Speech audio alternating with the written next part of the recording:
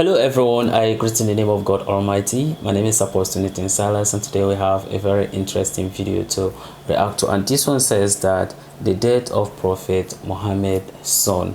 I believe that this is going to be a very interesting one to know the son that Prophet Muhammad, may peace be upon him, have, because I didn't even know, you understand, he had a son, because I know after his death so many circumstances and a lot. I only know of his daughter Fatima, that's all. But a son, I didn't know about it. So I hope that this video is going to be a very indicative one. So if today happens to be the first time of you taking out my channel, don't forget to subscribe to my channel and follow me on my Facebook and Instagram. And if you have any video you want me to react to, don't forget to drop it in the comment section and I'm going to check it out. So guys, before we get on to the video, I'm a theologian and I make this video not to discredit anyone's thought or opinion.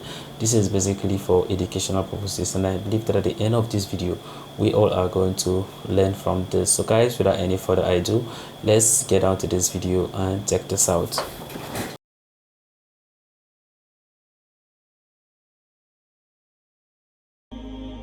And in Arabian society, it's very, very important. It was important in those days to have a son. In fact, they used to mock the Prophet Muhammad because he didn't have a son. He had daughters, but all his baby boys died. And it was a source of mockery of the Prophet from the pagan Arabs. Actually, what happened was, after these 17 years, he had a son. There was a son from one of his wives, Miriam. She gave birth to a son. His name was Ibrahim.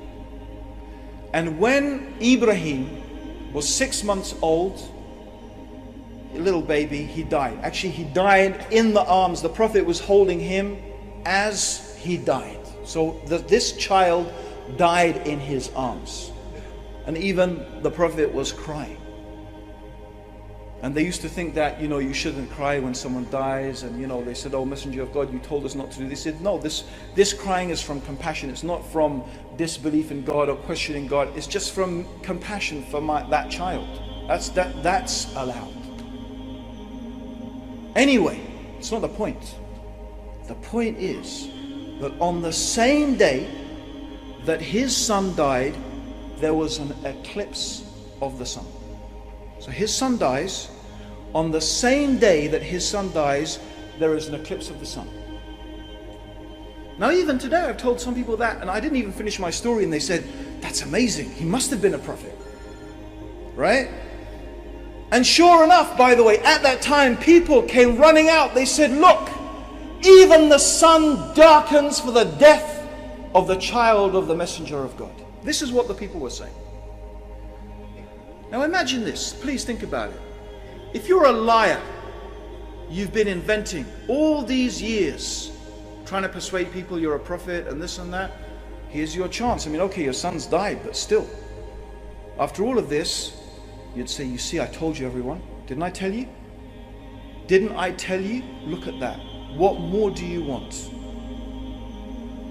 True or not?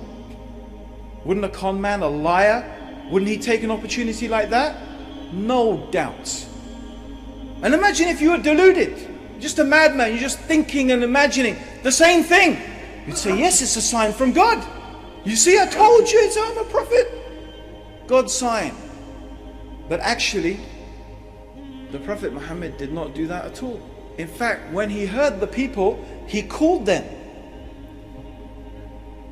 He called them, the big announcement. You know what he said? He said, this is the sun and this is the moon. And they are just two of the creations of God. And they don't eclipse for the birth or the death of any man. So when you see this, pray to your Lord. And then he taught them a special prayer to make when there is an eclipse. Is this how a liar would behave? Is this how a deluded person will behave? Or is this the words of a truthful man? Now you have a third alternative, of course, which people tell you all the time. You say, no, he was not a liar.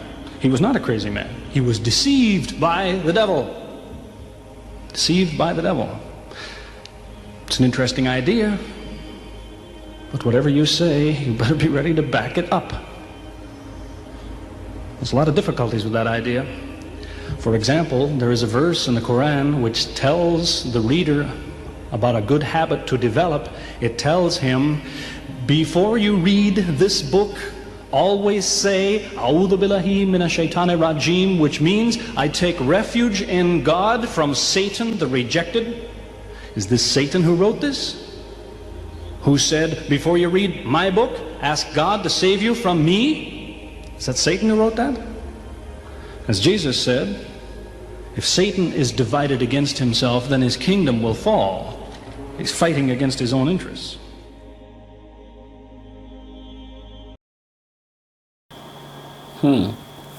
Wow, that's a very interesting video, learning about Prophet Muhammad, his life, and the things he have to go through, and then how life treated him.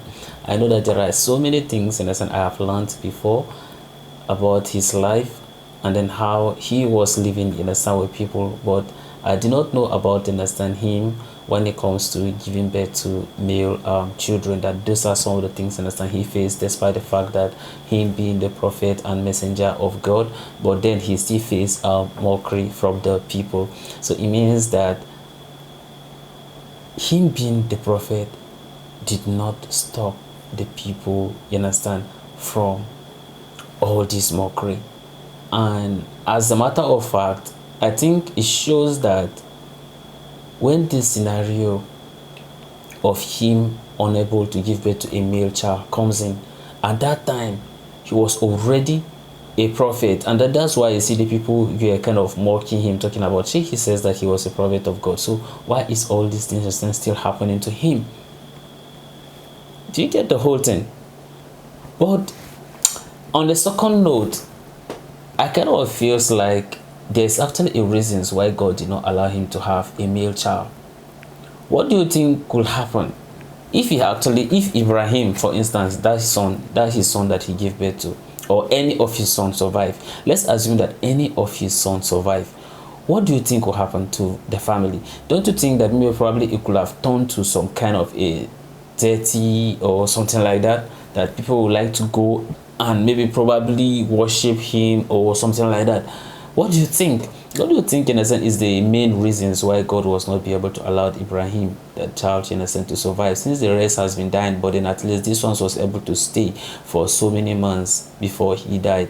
But then nevertheless, even though when that thing happened, this video makes us to understand that there was actually an eclipse of the sun, and then therefore the people thought that maybe that is the reason, but then he tried to stop them not to say so. And I feel the reason why he tried to tell them not to say so is because if maybe that thing, in a sense, happened that time and he allowed them to maybe worship it or something of that nature, then anytime that there will be eclipse of the sun, right, then the people could be like, okay, maybe probably that is maybe in remembrance of what happened to the prophet. Who knows? Humans have their own way of reasoning so many things, right? But then he stopped them because of why he foresaw what will going to happen in the future, and then therefore stopped them for saying so. Then what this one means is that despite the fact that Prophet Muhammad, in a sense, was a messenger of God, it did not stop people from mocking him.